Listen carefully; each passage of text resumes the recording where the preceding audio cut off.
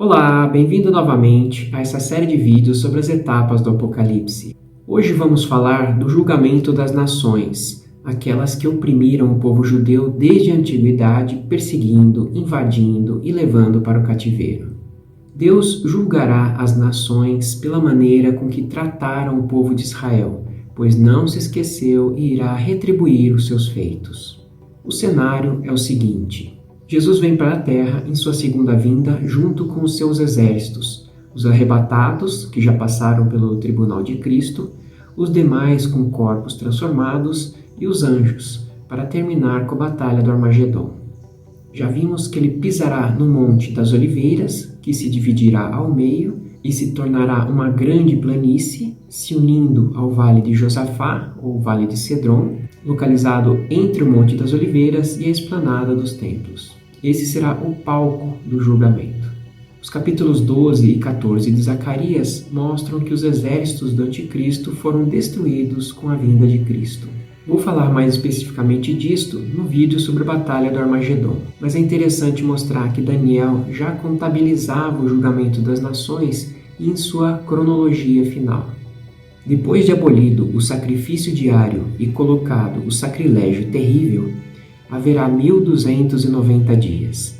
Feliz aquele que esperar e alcançar o fim dos 1335 dias. Ou seja, aqui Daniel fala que haverá um sacrilégio no templo a ser reconstruído, e depois de 1290 dias o templo voltará a ser utilizado. Considerando o sacrilégio como sendo a profanação do templo pelo anticristo na metade da tribulação, teríamos 1260 dias, ou 3 anos e meio, que correspondem à segunda metade da tribulação. Restam ainda 30 dias para se completar os 1290 dias, para que o templo possa voltar a ter sacrifícios. Uma possível interpretação desses 30 dias é para um tempo de purificação do templo, uma vez que foi profanado. E depois ainda continua dizendo: feliz aquele que esperar e alcançar o fim dos 1335 dias. A diferença entre os 1290 e os 1335 dias dá 45 dias, que é o que falta para se completar os 1335 dias mencionados em Daniel. E esses 45 dias devem representar o tempo de julgamento das nações.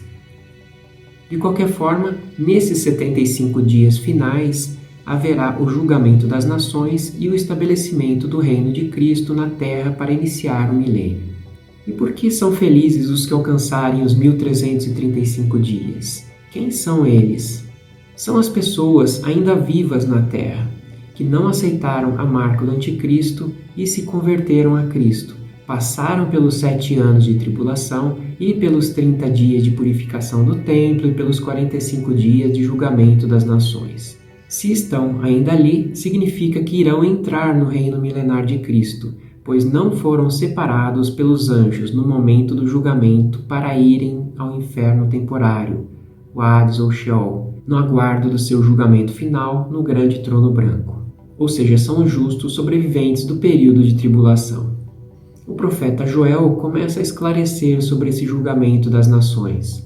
Reunirei todos os povos e os farei descer ao vale de Josafá, que significa o Senhor julga. Ali os julgarei por causa da minha herança, Israel, o meu povo, pois o espalharam entre as nações e repartiram entre si a minha terra. Venham depressa, vocês, nações vizinhas, e reúnam-se ali. Faze descer os teus guerreiros, ó Senhor. Despertem, nações, avancem para o vale de Josafá, pois ali me assentarei para julgar todas as nações vizinhas. Também em Salmos é profetizado que os piores inimigos de Israel reconhecerão a Deus no final. Entre os que me reconhecem, incluirei Raabe e Babilônia, além da Filístia, de Tiro e também da Etiópia, como se tivessem nascido em Sião, ou Jerusalém. De fato, acerca de Sião se dirá: todos estes nasceram em Sião, e o próprio Altíssimo a estabelecerá. O Senhor escreverá no registro dos povos: esse nasceu ali. Raabe era um animal mitológico que se referia ao Egito no Antigo Testamento. Falei sobre ele no vídeo sobre os monstros da Bíblia. E nesse trecho está ocorrendo o julgamento das nações vizinhas a Israel, e Jesus está julgando e fazendo um registro de todos. Isso está em consonância com o que Jesus falou em Mateus 25. Quando o Filho do Homem vier em sua glória com todos os anjos, assentar-se-á em seu trono da glória celestial. Todas as nações serão reunidas diante dele, e ele separará umas das outras como o pastor separa as ovelhas dos bodes. E colocará as ovelhas à sua direita e os bodes à sua esquerda. Então o rei dirá aos que estiverem à sua direita: Venham, benditos de meu Pai, recebam como herança o reino que lhes foi preparado desde a criação do mundo. Então ele dirá aos que estiverem à sua esquerda: Malditos, apartem-se de mim para o fogo eterno, preparado para o diabo e os seus anjos. E estes irão para o castigo eterno, mas os justos para a vida eterna. E remete também à parábola do joio misturado com trigo. Deixem que cresçam juntos até a colheita, então direi aos encarregados da colheita: juntem primeiro o joio e amarrem-no em feixes para ser queimado. Depois juntem o trigo e guardem-no no meu celeiro. O texto mostra essa época em que os ímpios serão retirados da terra para serem lançados ao fogo ou ao inferno, e os que restarem irão para o celeiro, representado pelo reino milenar. A explicação está aqui. Aquele que semeou a boa semente é o Filho do Homem. O campo é o mundo, e a boa semente são os filhos do reino. O joio são os filhos do maligno, e o inimigo que semeia é o diabo. A colheita é o fim desta era, e os encarregados da colheita são os anjos. Assim como o joio é colhido e queimado no fogo, assim também acontecerá no fim desta era. O Filho do Homem enviará os seus anjos, e eles tirarão do seu reino tudo o que faz tropeçar e todos os que praticam o mal. Eles os lançarão na fornalha ardente, onde haverá choro e ranger de dentes. Então os justos brilharão como o sol no reino de seu Pai. Aquele que tem ouvidos, ouça. Essa preparação das nações para a entrada no milênio também já havia sido profetizada por Isaías. Ele julgará entre as nações e resolverá contendas de muitos povos. Eles farão de suas espadas arados e de suas lanças foices. Uma nação não mais pegará em armas para atacar outra nação. Elas jamais tornarão a preparar-se para a guerra. E aquelas pessoas que forem consideradas com mérito para entrar no reino milenar de Cristo, os justos, terão suas responsabilidades, entrando vivas no milênio. Então os sobreviventes de todas as nações que atacaram Jerusalém subirão ano após ano para adorar o Rei, o Senhor dos Exércitos, para celebrar a festa das cabanas, ou dos tabernáculos. Se algum dentre os povos da terra não subir a Jerusalém para adorar o Rei, o Senhor dos Exércitos, não virá para ele a chuva. Se os egípcios não subirem para participar, o Senhor mandará sobre eles a praga com a qual afligirá as nações que se recusarem a subir para celebrar a festa das cabanas. Sim, essa será a punição do Egito e de todas as nações que não subirem para celebrar a festa das cabanas. Então queria chamar a atenção para alguns fatos interessantes aqui. Em primeiro lugar, no Armagedon, Jesus matará todos os exércitos do Anticristo.